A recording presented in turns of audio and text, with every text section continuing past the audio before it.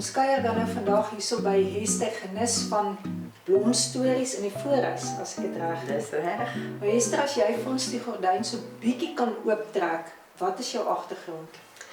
Weet jy, ek het op 'n plaas groot geword en daar in Citrusdalse area in die berge, dit was altyd vir my lekker om in die veld te wees en toe trou ek nou nog met 'n Namibiër, toe sit ek nou regtig in die veld, baie ver.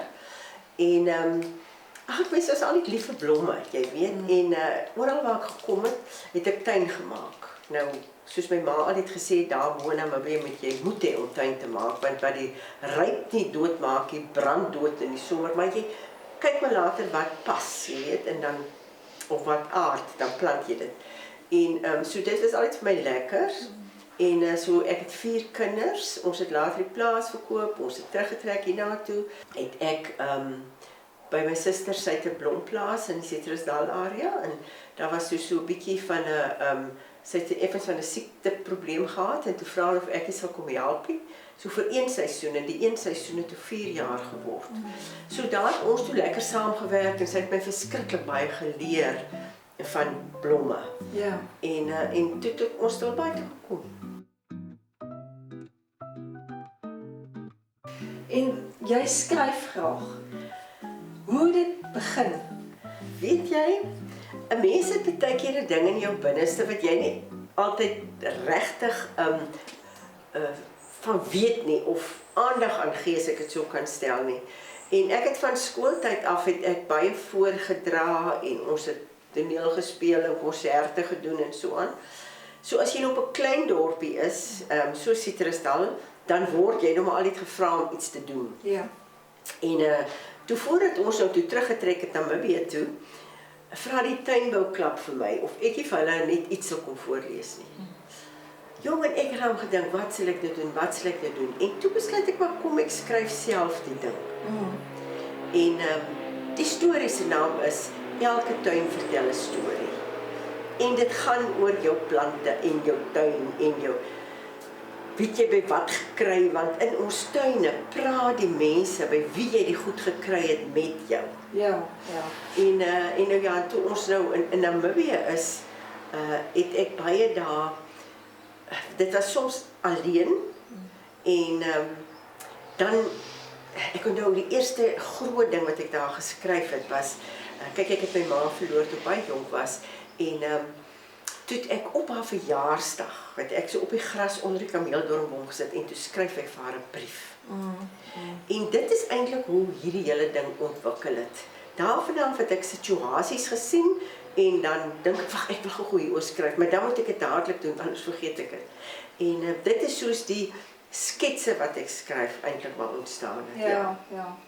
En dit is so uit die natuur uit en uit die mooi van die blomme uit, wat jy daar die inspirasie dan nou vind. Weet jy, toe ek 50 geword het, nee, Ja. dit is nou 'n paar jaar terug, toe het ons 'n groot bakkie op die plaas gehou daar in Namibië, en die familie het almal gekom, en ons het lekker gekuier.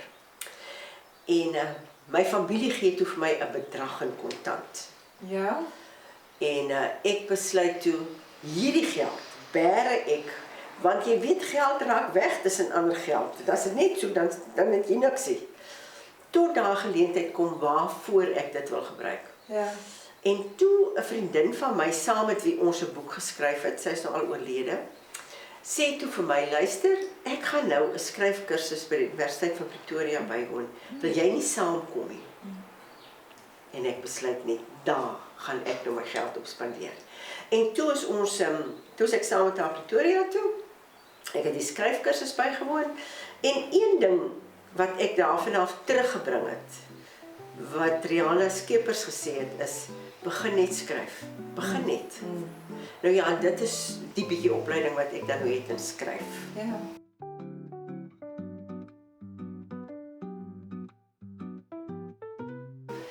En Hester, tog moet jy by 'n punt begin wat jy gaan skryf en ook toneelstukke wat jy skryf, waar begin dit dan nou? Wat gebeur met Hester as sy so die pen vat en het jy ou tikmasjien wat jy opsit en skryf? Hoe skryf jy? Nee. Toe ons op die plaas was, of voor ek nou 'n rekenaar regtig gehad het, en kyk, toe het ons net een rekenaar gehad vir e-posse. Ons het nie iets anders gedoen op die rekenaar nie.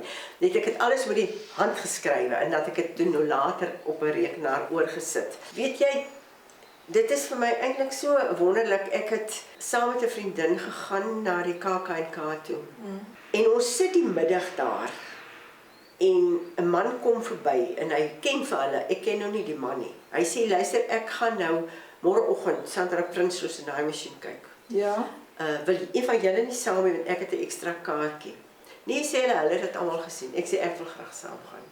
Jong, en ek sit langs die man vroegoggend, wildvreemde man. En ek vra vir hom, "Jene meneer, wat skuld ek jou vir die kaartjie? Hoe sit dan nou dat ek 'n kaartjie gekry?" Hy sê, "Weet jy, ek het hierdie kaartjie vir my vrou bespreek, maar sy is skielik oorlede. En ek is so bly jy kan die kaartjie gebruik." En jy weet Leonie, nou sit jy daar, ek weet nie of jy ook al so ervaring gehad het nie. Terwyl sy hierdie ding opvoer, dan kom hier so in my binneste 'n ding op, wat jy kan sê, maar iets roer nou in jou binneste. En toe ons terugry huis toe sê my vriendin, "Jy moet 'n stuk oor jou ma skryf." Ek sê, "Dis reg." En ek onthou, dit was 'n Woensdag, die donderdagoggend, toe bly ons nou nog in die strand. Het ek baie vroeg opgestaan, wakker geword, koffie gemaak, en ek dink ek wil nou iets skryf. En wat by my opkom, was Rihanna se woorde wat sê, "Begin net skryf." Ja. En my eerste lyn was, "Die suidooster het laasnag vreeslik gewaai." Sjoe. En toe begin dit loop. Toe skryf ek die stuk oor die gedeelte van my ma Ja. en haar siekte uit haar oogpunt uit. En die tweede gedeelte was haar siekte uit my as kind se oogpunt uit. So dit is die eerste regtige toneelstuk wat ek geskryf het vir myself. En dan het daar nou Naomi gekom en daar het komedies gekom en so aan. Ek moet vir julle net hierdie stukkie gou vertel, want ek voel dit is ook soos die Here goed oor jou pad dring in oomblikke wat jy nie gedink het nie. Ek sit in die strand, dis nou nadat ek die stuk oor my ma geskryf het. En my seun se vriend se ma kom by my 'n glasie wyn drink na werk. En ons sit en gesels so lekker. En sy vertel vir my die storie wat hier in die Boland plaasgevind het. Jare terug, omtrent 100 jaar terug. Nee, van die mense wat ek kon kinders sê nie, nou nie 'n lang storie maak nie, net in 'n neutedop. En hoe die man toe in die Vrystaat 'n plaas gaan koop het, hulle sien mekaar nie. Dan gaan hy soontoe toe hy 2 buiteegtelike kinders by haar, maar hierdie vrou weet niks daarvan. En hoe hy toe nou later weer teruggekom het en die biologiese ma het nooit vir die kinders gesien nie, want hy het hulle toe nou skelm daar weggevat. Maar dit het my hart verskriklik aangeraak. Ja.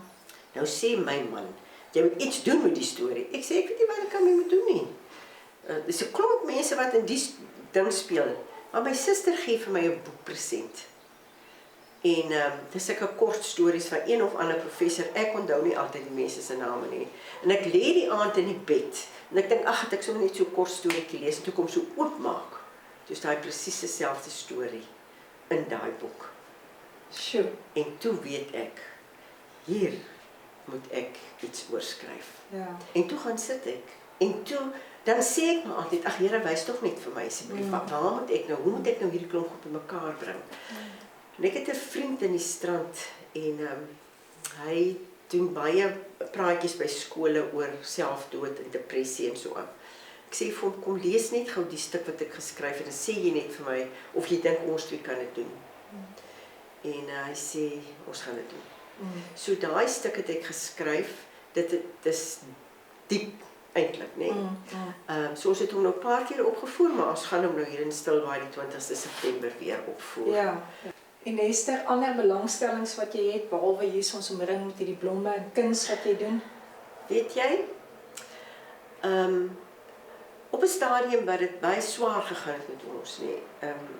My ma was 'n baie talentvolle vrou. Het ek begin om kinderrokkies te maak. Dit was daai tyd wat hierdie laslappie goed so in die mode was en alles is gedaai. Ja. Toe het ek kinderrokkies begin maak en ek het manshemde begin maak. En toe het ek op 'n stadium binnenshuisversier kursus gaan bywoon in Johannesburg. En toe het ek gordyne gemaak en blindings gemaak en toe besef ek maar, ek kan nie net die gordyne en die goed maak. En die mense vra my raad, ek weet nie wat 'n raad om vir hulle te gee nie. Toe het ek 2 jaar, elke 14 dae 'n binnenshuisversier kursus in die Kaap gaan bywoon, van Citrusdal af, vir 2 dae en 2 weke. En toe het ek 'n besigheid gehad daarin. En toe is ek weer terug is op die plaas, toe het ek hierdie wonderlike vriendin wat van graad 1 af al my vriendin was. En sy bly in Pretoria, maar sy's 'n kunstenaar. Nou ek gaan kuier toe vir haar, want sy gaan deur 'n moeilike tyd. Sy gee toe die aand kunstklasse. Sy sê, jong, die soos vir jou, jy sal nie soos vir jou kwasin. Vandag gaan jy vir. Ek sê, ek kan mos nie verf nie. Nou, in elk geval, dis soos dit begin het. So ek skilder so 'n bietjie, maar 'n wonderlike ding het die begin van die jaar gebeur. En dit is, ons het 'n bietjie Karoo plaas toe gegaan. En ek sê vir die Here, Vader, wat moet ek skilder? Ek wil nou iets skilder, maar sê vir my wat. En die woorde kom by my op. Die deur wat ek oopmaak, kan niemand toemaak. Amen. En ek skilder nou die prentjie, maar nou lyk die deur vir my so skeef hier die kant en hierdie goedjies is hier reg hier en ek besluit ek gaan dit nie vir die vriendin van my stuur, want sy sal nou vir my sê, nee jong, daar lê jou skaduwee nie reg nie of hierdie ding is nou nie reg nie. Ek los dit net so.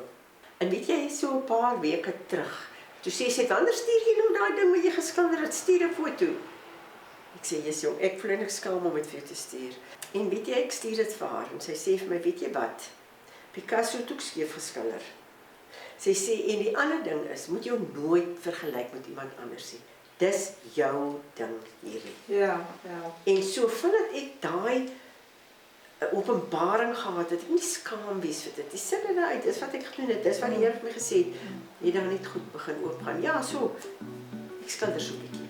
Nou ja, luisteraars, ons het dan nou gekuier hierso by Esther Genis van Blomstories. Ek lees dan vir julle Vrydag 1uur is daar hoofprogram op Radio Fynbos. So baie dankie dat jy ja gesê het vir daardie deur om deur te stap en deel van ons te wees. Die luisteraars geniet dit, Esther, ek geniet dit eerste, né, want ek hoor dit mos nou eerste. En dan is daar Maandag 3uur herhaling en Woensdag 10uur. So Vrydag 1uur. As jy so etenstyd sit en so sit met 'n teetjie of 'n koffietjie of 'n wyntjie of wat ook al, dan luister jy nou na Esther. So Voorhuis, Blomstories in die Voorhuis. Baie dankie, Esther. Dis 'n groot plesier. Dit was lekker om te gesels met julle. Dankie.